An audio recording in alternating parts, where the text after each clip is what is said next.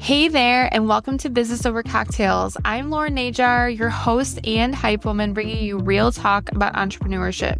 This is the podcast where we dive into the bold whys, the messy middles, and the game-changing aha moments that lead to success. You'll hear unfiltered stories from entrepreneurs, plus bite-sized solo episodes inside the Business Chaser series, where we cut through the noise and get straight to what actually drives sales, visibility, and growth. So whether you're here to get fired up or finally feel seen in your business journey, pull up a seat, pour your favorite drink, and let's have a real conversation. Hello. Welcome back to Business Over Cocktails. I'm Lauren Najar, and today I want to talk about celebrating 4 years as a full-time entrepreneur. I've had a lot of conversations, especially in the last year, with a handful of my clients and other people I know just in my community where they are leaving their full-time jobs. And I think that it is something that is a huge goal for a lot of people, and it seems very elusive. I wanted to kind of talk about my process of how I arrived to that point. I wanted to talk about how the last 4 years have been. I will say that the last 4 years, and saying the word 4 years, I cannot believe how fast it has gone by. It is really wild that it's been 4 years. It doesn't seem like it's been that long. I feel like it really has gone by in a blink of an eye. However, I've had a baby and we moved 3 times since then. So that is probably adding to how fast things have gone. I wanted to start out by saying that 7.5 years ago, when I started my business, I already had it in my head that I wanted to do something to then leave my job. And it wasn't necessarily business coaching. It was just something to find some sort of outlet to, feel better about my job. And I was working at a bank, and at the time that I started having these feelings, the location I was working at was just not fun. I felt very stunted in my growth. I felt that I couldn't grow anymore. And at that point, I was trying to find things to do that were side hustles, things like that. I did Beachbody and just like MLMs and things like that to try and make more money so that I could eventually leave my job.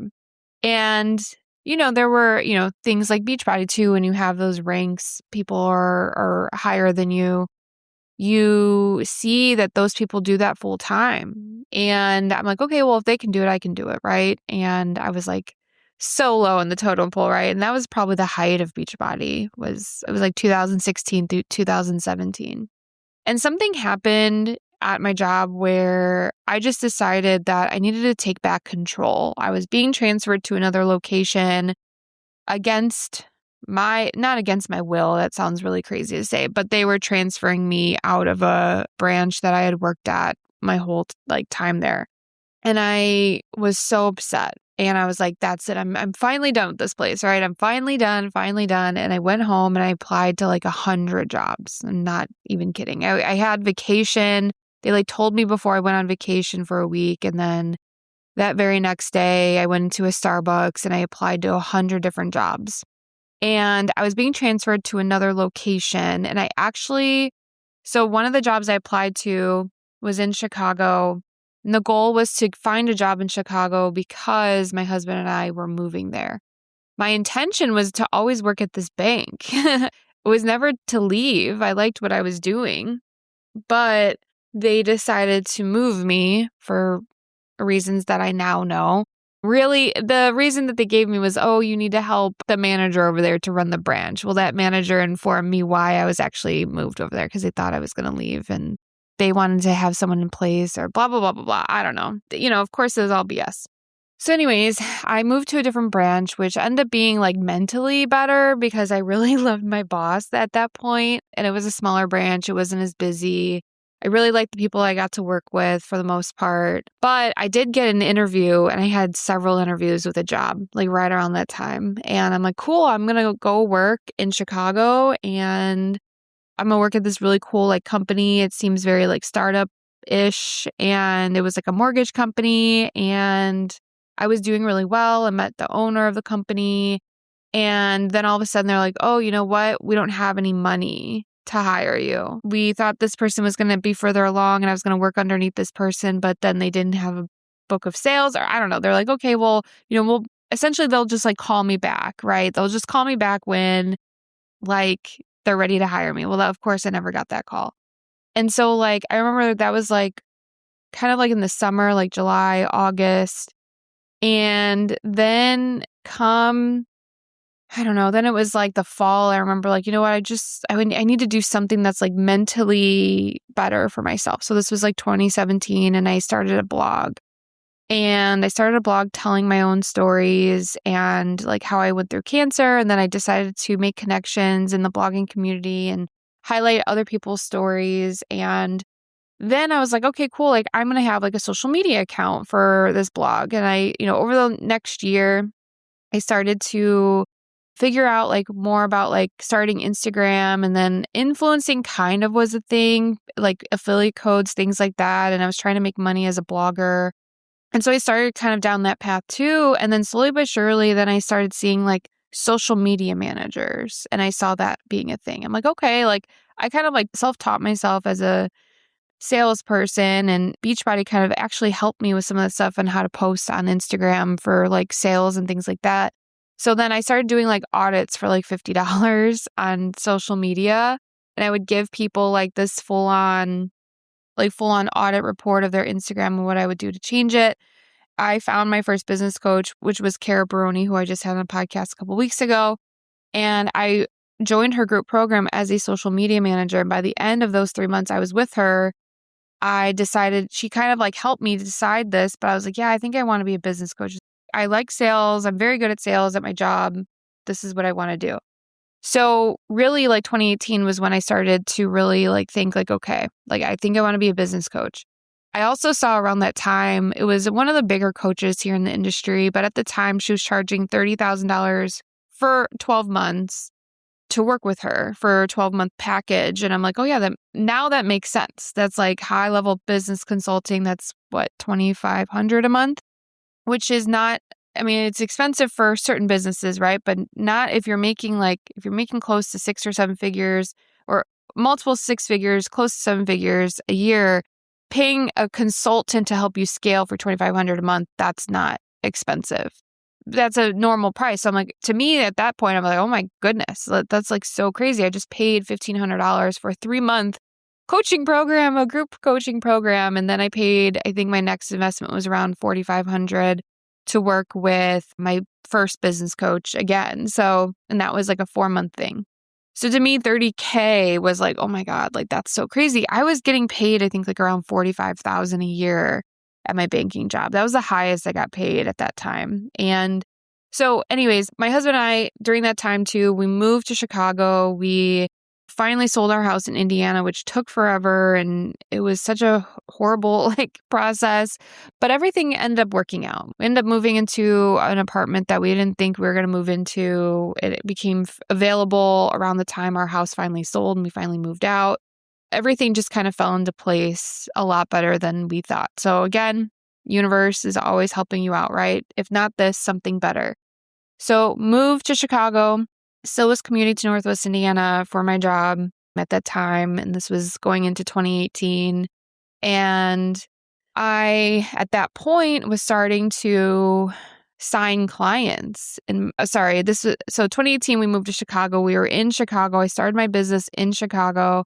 And then I remember like journaling outside on our patio at the apartment and journaling these things about like who's going to trust me to hire them, or I'm going to have like Zoom calls with strangers. Like that's so crazy. And then also like going into 2018, going into 2019, I was working with like my business coach, and then I hired a second business coach.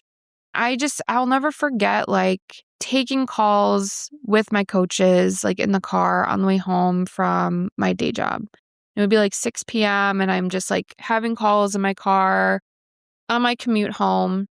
And I really just desperately wanted to work because while I didn't mind working at this bank at this point, I know that I didn't want to stay there long term anymore. I already had that decision in my head.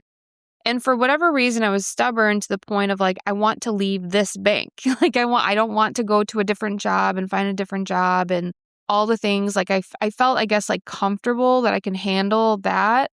But in reality, I was getting paid only $45,000 a year. We needed like two incomes, right? We were living in a high rise in Chicago. We're living right downtown.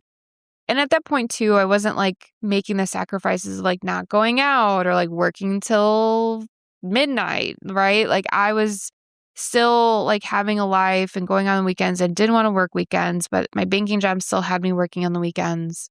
So I just really, really, really like just was trying to force to sign as many clients as I could, right? And so I only was equating like I just need to make a bunch of money.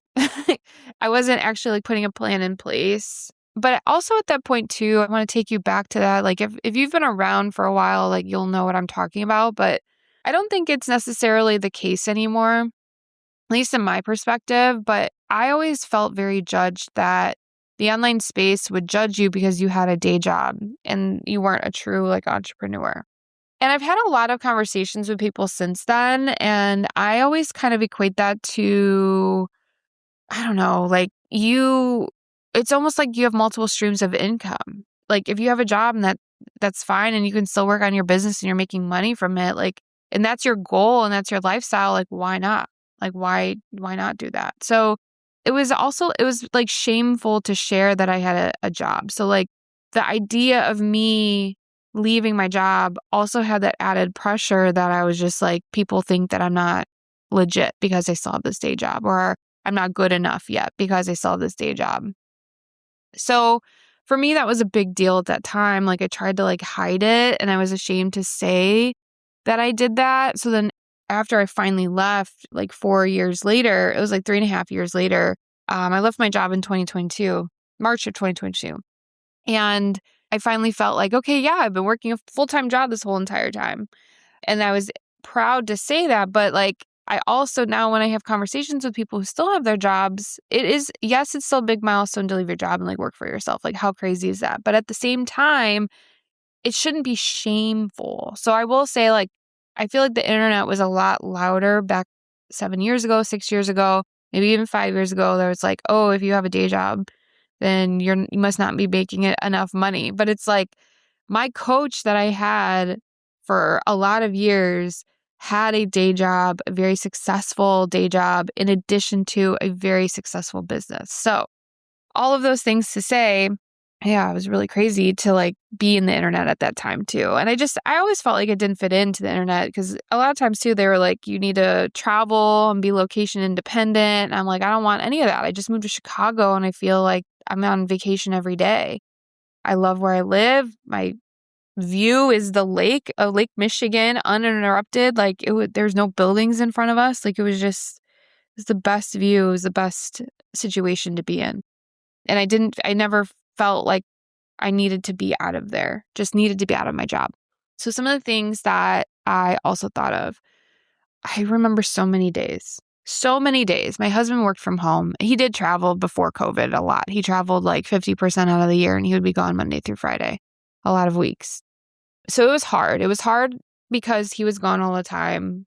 But then when he was home, I remember like when he would be home, I was like, man, how cool it would be just like work from home with him all of the time. That is different now. That feeling is different now. I do like to leave the house now. However, it would be really hard. And I remember like, we were in a high-rise apartment.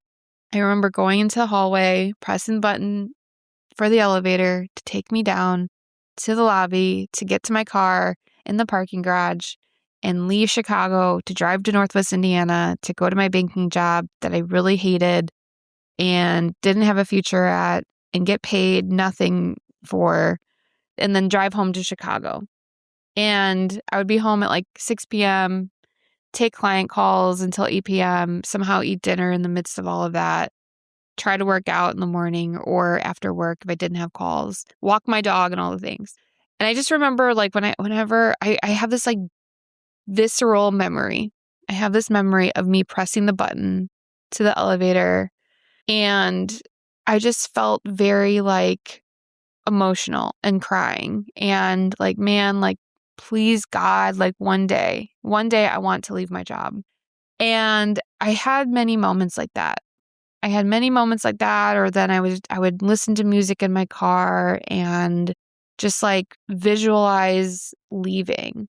And I don't know what clicked for me one day, but about, let's see, 2019. So 2019 came, and it was like spring of 2019. One of my really good friends, one of my best friends, got a job in Chicago at a bank. And that kind of steamrolled into, I'm just going to apply for a job. And I found one job that seemed really cool and I was definitely qualified for, and I actually kind of got excited about it. Well, I ended up getting the interview, and I interviewed with 4 people, and I ended up getting the job.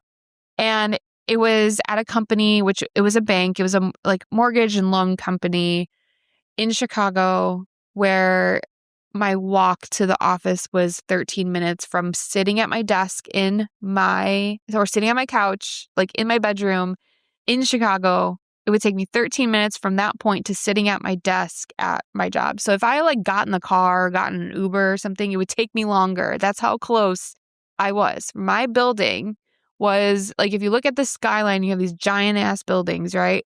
It was 4 buildings away. Like it could not have been closer. I mean, I guess it could have, but I lived in a sea of apartment buildings. And then if I left my little sea of apartment buildings, the next thing would be I was back in like where all the office buildings were downtown. So, and I was like 13 floors up, so waiting for an elevator. I would even get coffee or like Dunkin' Donuts in the morning.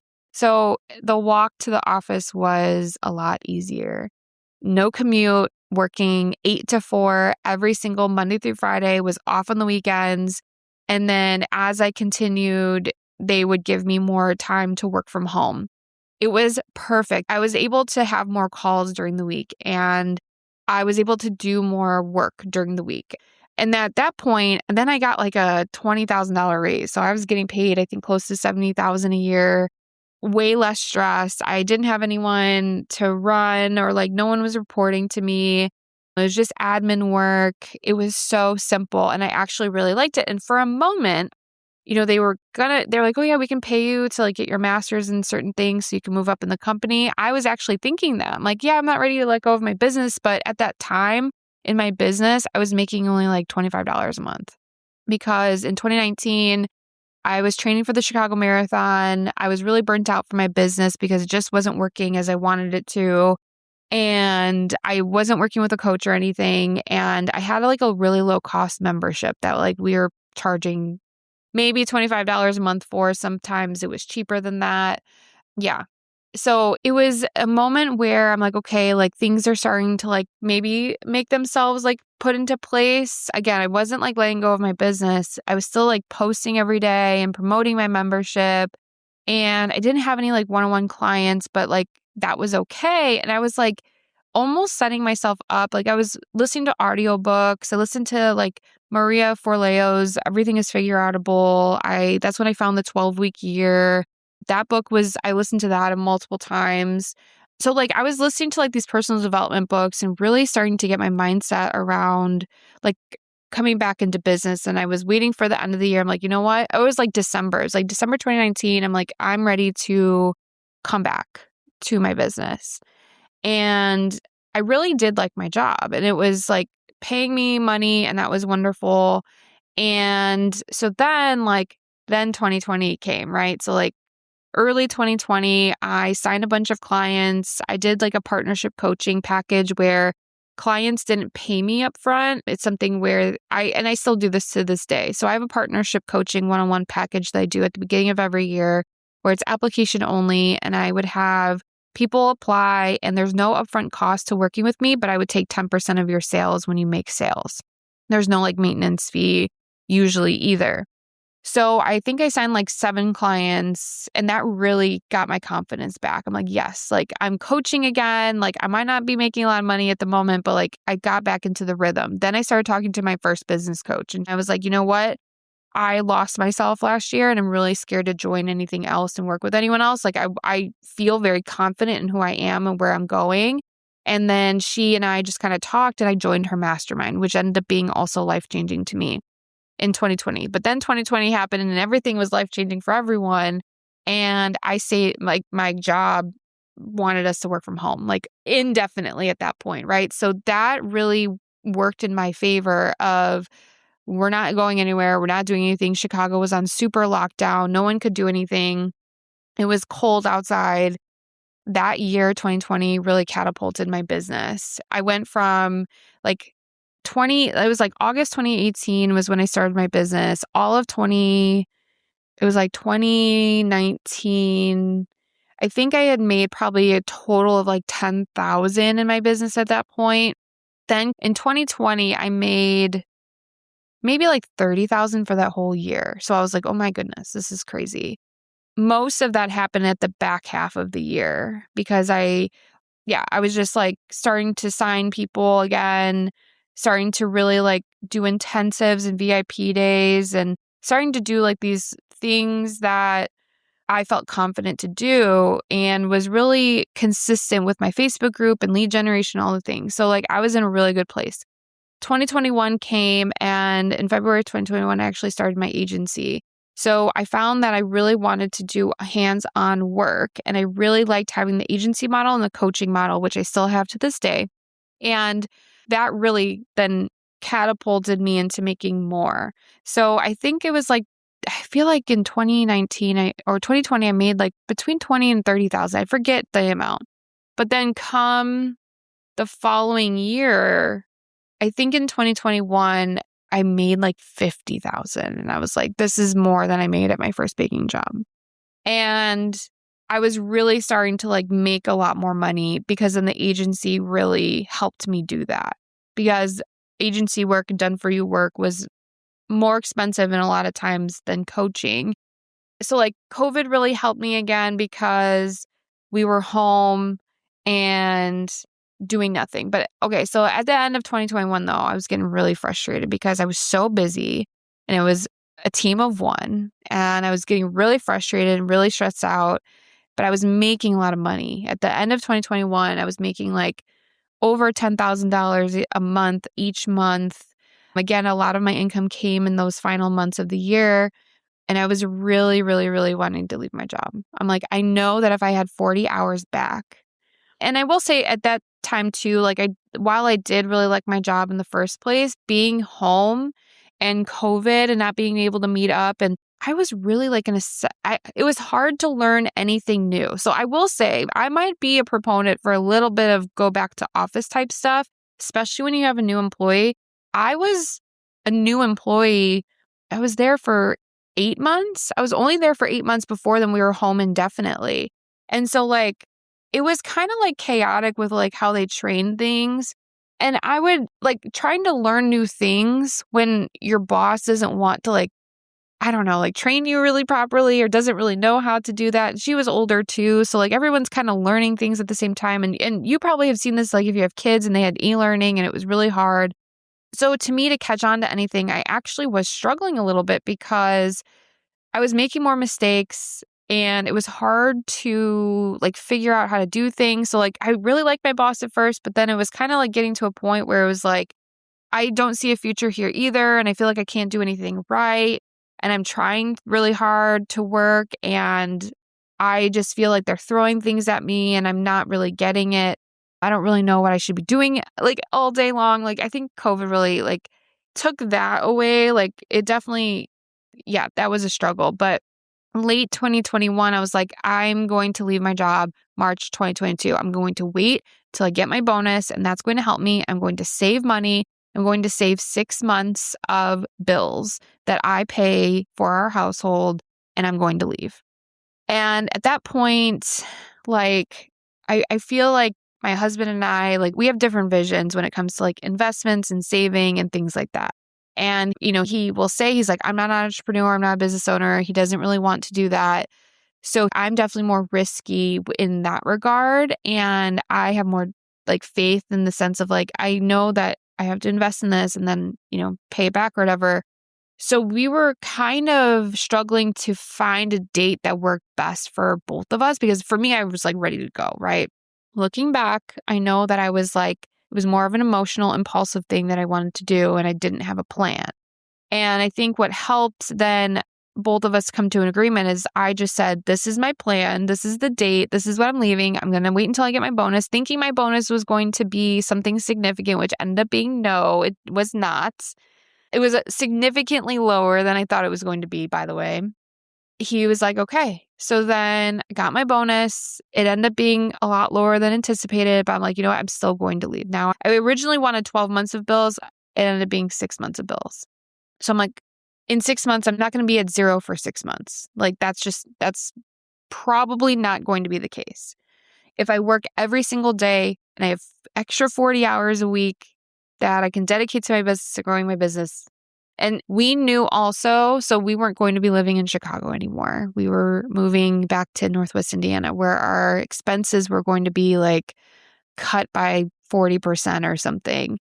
Our goal was we were actually trying to also start a family at that point. We didn't want to raise and have a baby in a 1-bedroom apartment. Our choices were to move north of the city where our expenses would actually be the same because we would need a bigger space. We wouldn't have covered parking, which we had. We would be kind of like in the north side of the city, but do we want to still live in the city without a backyard and stuff? Or do we want to move back to Indiana? So we actually moved back in an apartment in Indiana. We had so much space where we both got our own offices. We didn't have Danny yet, my daughter. I wasn't pregnant yet. I got to live in Chicago for a month where I didn't have my day job anymore. And I got to live out some of my visions and my dreams of like, yes, I get to like be out here and work at coffee shops and just like have my business. Like I don't have to sign in. I don't have to lug 2 laptops around to work. It was like a dream realized. I got to go to a photo shoot for my brand, which I did a photo shoot like 2 days before we moved, which was really nice. Yeah. So all of that, like how I came to that realization was like, I think I prolonged my leaving my 9 to 5 because I really just wanted to leave from the bank and I wanted to give my notice to my toxic boss. But then they transferred me to another branch. I had another boss, but then my friend kind of catapulted me into like, well, why am I just staying here? I'm prolonging I can make more money. Let me find another job to make more money. It'll bridge the gap. And I ended up doing that and I ended up saving money faster. But then COVID also happened too. And COVID kept me home and never had to go back into the office at all. Side note, I want to tell a story about that. So actually my job that I had before I left corporate for good, we were working in a high-rise office building. They were actually in the process that year of moving office buildings. So we had to go in, it was like October of 2020. And I went into my desk to pick up all my things. We were able to go back into the office, but we had to like make sure we went, where no one else was going. So we had scheduled time. So like I went into this office, no one else was there. So it was very eerie to go into this building that I went into is 80 floors. And when I would go there in the morning, say, 7:30 in the morning, 8 o'clock in the morning, it was bustling, right? Like downtown Chicago, right in the heart of the city. You're waiting for elevators, you're squished into elevators. I went back into this office. It was so eerie. It was like right in this elevator by myself. There were some people like working, in the desks up front and stuff, but everyone's in masks.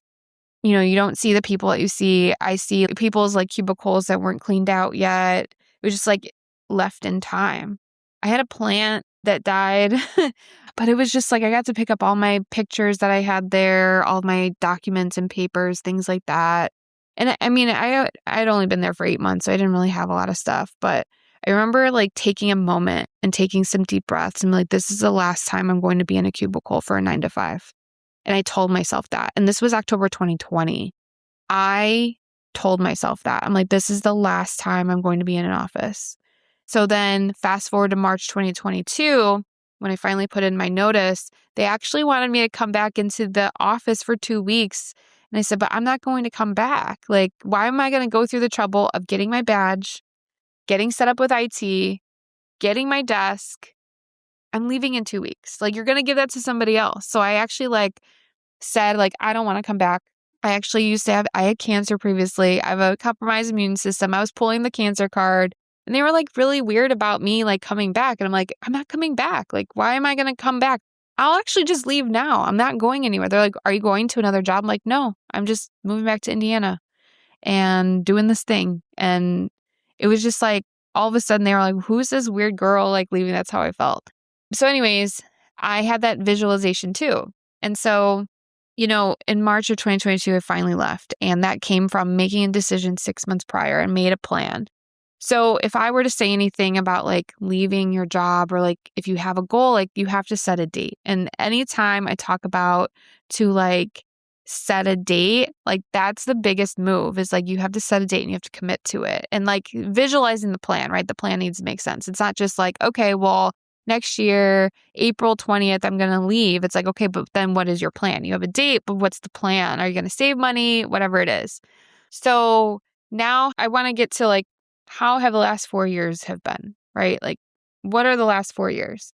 So the last 4 years have been crazy, mostly because of moving and being pregnant and having a miscarriage. I had a miscarriage before I was pregnant with Danny. So like March 2022, left my job. We moved back to Indiana in April of 2022. I got pregnant in June of 2022 and had a miscarriage that month. And then that whole summer was just kind of like blah because we experienced that. And then we started trying again. And then I was pregnant with Danny in September of 2022. So then I was pregnant. I had her in June of 23, took a couple months off for maternity leave, had my team working with like my agency clients at that point and paused with all of my coaching clients. And then, Danny's been here since 2023 and figuring out not only how to decondition yourself from the corporate life, but also to work while pregnant, which that was actually really nice. I got to work from bed, right? That was a flex. I got to like take naps in the middle of the day because I was tired from being pregnant. That was huge. And I'm like thinking back to working at the bank and being on my feet all day. And I'm like, how did people do this? Like, that's so crazy. Like pregnant people did this. Pregnant people do this all the time. Pregnant people work at fast food places all the time. Like, good on them. Like, that's so crazy to me. That's so hard. So then I got to sleep in the middle of the day if I wanted. And that was a huge flex of mine. But then also the ability to just like dictate how I wanted to take leave. And I think if I ever have a second baby, I don't think I'm going to actually take like a leave. I probably will like work a little bit more. But I was like, again, I had this pressure of like, oh, you have to take a maternity leave. And it was a flex that you got to take your maternity leave and your business could pay you. My business made money, but I didn't make any money because I had to pay a full team. So I had a lot of expenses during maternity leave, so I wouldn't necessarily do that again, or I would set it up differently. But anyways, so the last 4 years have been a whirlwind because I think mostly of becoming a mom, but I think like I was learning how to manage my days, my time, and that was new because for my whole life I was dictated by someone else's schedule, right? And I think that's a huge learning curve when you all of a sudden have this like shock that like, oh, I don't have to wake up at 7 or 6:30 to be at a job at 8 or 9. And like, I have to have some self-discipline. And that I feel really takes a long time to kind of like decondition yourself of like, no, you don't have to just work between 8 and 5. Like you can work in the morning, you can set your own schedule. Like you literally can set your own schedule. But then I've realized that now being a mom and having like the hours I can or can't work, it actually kind of works in my favor. So I think I have realized that I do thrive in a routine and thrive in like set working hours. So I do think that that has helped me in a way. I feel like there are days, I've had hard days. I've definitely had hard days in the last 4 years. So entrepreneurship is definitely hard. I think that even now, I will say like, just to be totally transparent, like I think since the end of last year and now, like I've just been kind of like in this funk of like, maybe not like as confident or like truly like I think that we all go through these phases of like not feeling the best or confident or like mindset wise or mental health. Like I definitely have good months and bad months. And I feel like there's moments where, especially now, like I've just been there's a lot of pressure, I think, and this year is bringing a lot of pressure, and it's something that I want, but it's something that is just new and uncomfortable. And I think that when I think of the bad days I go through as an entrepreneur, they have never been as bad as some of my most toxic days at a corporate job. Because the ability of we might go through hard days and there's things that we can't control, but there's clients or coworkers or people, contractors, we don't have to deal with them. So we can leave at any point, right? If there's a client that's being rude or toxic to me, I can cut that off immediately, right? That's in my contract. We can end our coaching relationship if it's just not working out. I have the right to reserve that. And they do too, right? I don't have to stay in uncomfortable situations. I don't have to, go to a job every day when I was just the night before crying because my boss is so toxic and drama and gossip and all these things. And I have to go back to work the next day. I have to work with these people every single day. And that's just so draining. And so a bad day at your own business will never, I don't know, never say never, right? But I have not experienced to the level of just toxicity, because I can design my own day and I can design who's around me. And so when people think about how scary it is to leave your 9 to 5, yes, you leave without that security, but then it's harder to maybe build that security for your own self, but it can be done. It's hard and you're going to have hard days and there's going to be tears and stress and pressure. But I'd rather have that than going to a job where my schedule is dictated by somebody else, where I can't just leave when I can, or I have to work with people that don't have my best interests, or people that want to gossip over doing a good job, or people that don't value me as a person and my ideas. And you can create your own thing. So those are my lessons from the last 4 years. Those are my lessons. That's how I arrived to my decision. That's kind of what played into this. I will say that I'm so proud of myself. And I don't say that often, but in the last year to 2 years, I've never been more proud of myself in my life. And to keep promises to myself is the biggest flex. And I think that's what I want to leave you with, is how you build confidence and how you build momentum in meeting your goals is to keep the tiny promises to yourself. That means going for a walk in the afternoon, go for a walk in the afternoon. If that means going to the gym in the morning, go to the gym in the morning. If that means going to bed earlier, go to bed earlier. If that means drinking more water, it's all of these little promises day in and day out, and working towards your goal. You're going to create momentum and self-trust, and that's going to take you so much further, especially when you eliminate the noise and you just do what you need to do to get to your goals, and you forget what everyone else thinks of you and judges you or whatever it is. Keep those little promises to yourself. And whatever your goal is, if that is to leave your 9 to 5 and you're listening to this and it feels impossible, what are the little steps and the logical steps that you can do right now to get yourself there? Because it can happen. And even before you see it happening, tomorrow it could be happening, right? Just keep the path, keep going, and you'll get there. Thank you for listening, and I will be back on Friday with a Business Chaser episode.